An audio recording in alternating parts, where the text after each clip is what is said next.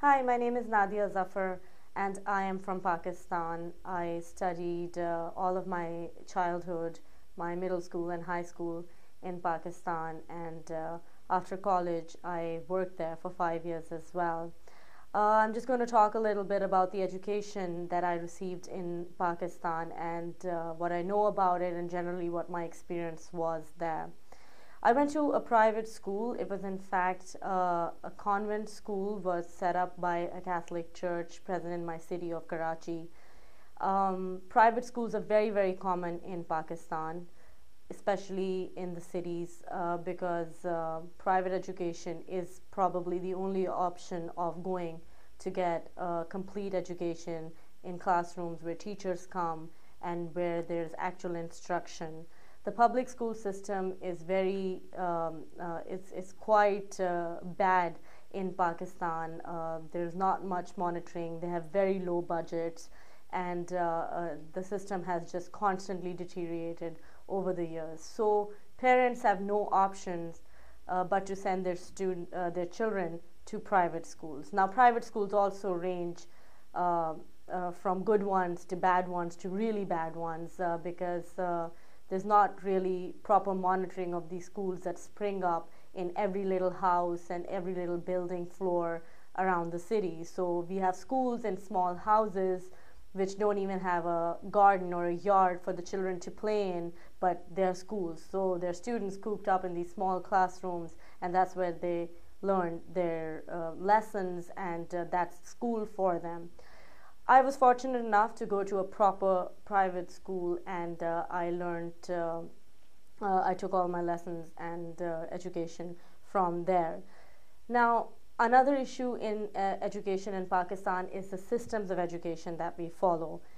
There is the metric system, which is the indigenous Pakistani education system, and it is monitored by a board of education in the provinces of Pakistan and looked over by the federal board in the capital. However, more over the years, more and more students are going towards international forms of education that have made their roots in the cities of Pakistan.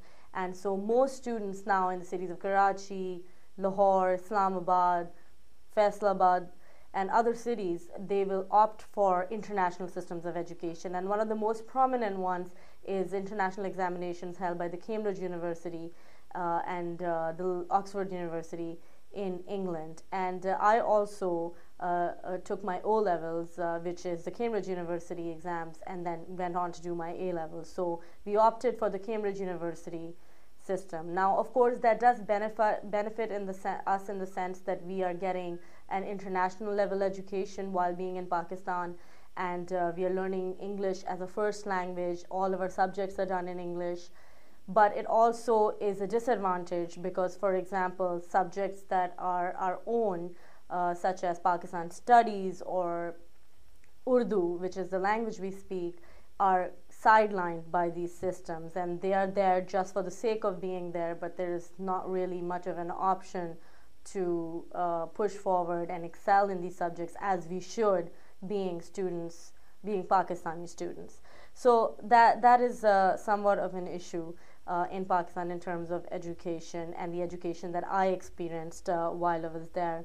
Generally, literacy levels still are very low in Pakistan, and even the low numbers that we read about at these days are not accurate, because sometimes people who can just write their names are included in people who are literate, when that is not the case. To be literate, the standard international definition is that you should be able to write a letter to somebody and read a whole letter as well. So, but writing your name is sometimes considered that you're literate. So literacy levels are low and education levels are low, and that is something that is still plaguing in connection with the education system. And just to wrap it up on my own personal experiences, the atmosphere inside classes in Pakistan is very respectful. You have to stand up when your teachers come in, you have to greet them. It demands high levels of respect from student in the student-teacher relationship. You have to be very, very careful about what you say to the teacher, and how you talk to them. It is unacceptable that you disrespect them in any way. In terms of my religion classes, Islamiyat classes, it was always a very no opinion place. You would get screamed at by your teacher by having too many ideas, and you had to be careful about what you were saying, and if you had any questions about the material being taught to you. And also in the terms of the Pakistan studies, which is the Pakistan history and geography lessons that we all had to take as part of compulsory syllabus. Islamiyat and Pakistan studies are both compulsory. You have to take it no matter what system of education you're following. Some of the books feel dated, some of the syllabi seem dated, and the curriculum needs a lot of revamping for us to really gain a world-class level education in these subjects as well, and that has been ignored, and it should be focused on. So this is a basic overview of the education system as I found it growing up in Pakistan, and I hope it gives you some insight into what it is like being a student in Pakistan.